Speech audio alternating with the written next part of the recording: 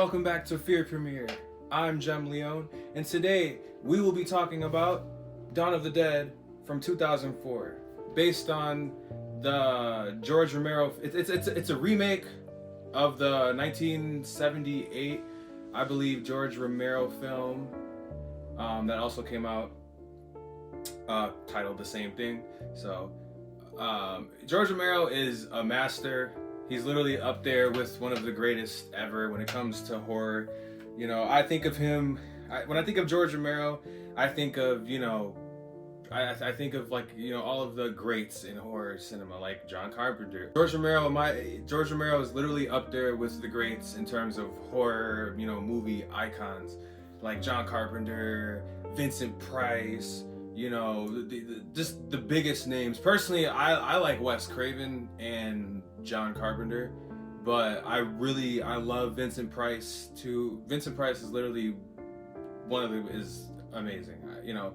We can't forget about the Hammer films too, with Dracula, all the different Dracula films. But this movie, and I have to go back and watch. I don't think I've ever seen the original Dawn of the Dead.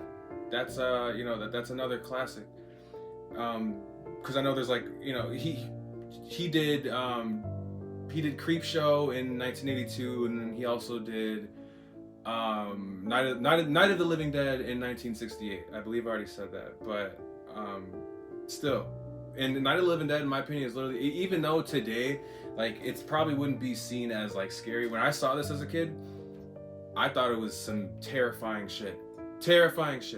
But basically, in this movie, zombies break out, and all of the survivors get trapped in a mall.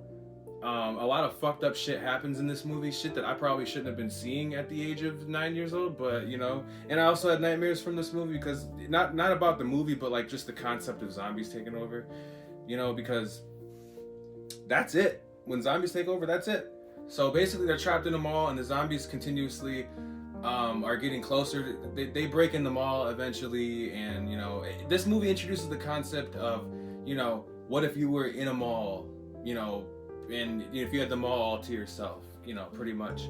But then they add zombies into it. But they pretty much make the most of things until the zombies actually break in the mall, and then they have to get out, and then they end up getting on rooftops, and then they end up making their way down to a pier, and then they get on a boat. And I think in the end credits, I remember somewhere being a scene where they get to the other side of the land, but there's zombies there too.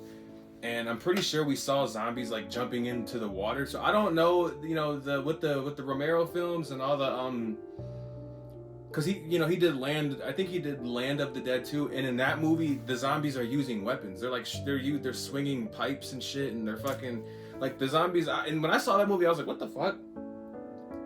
So George Romero is famous for introducing different types of zombies, but definitely check it out, because it's a very brutal movie. There's a scene where you see an ambulance crash into somebody, or into somebody else's car, and it's just wild.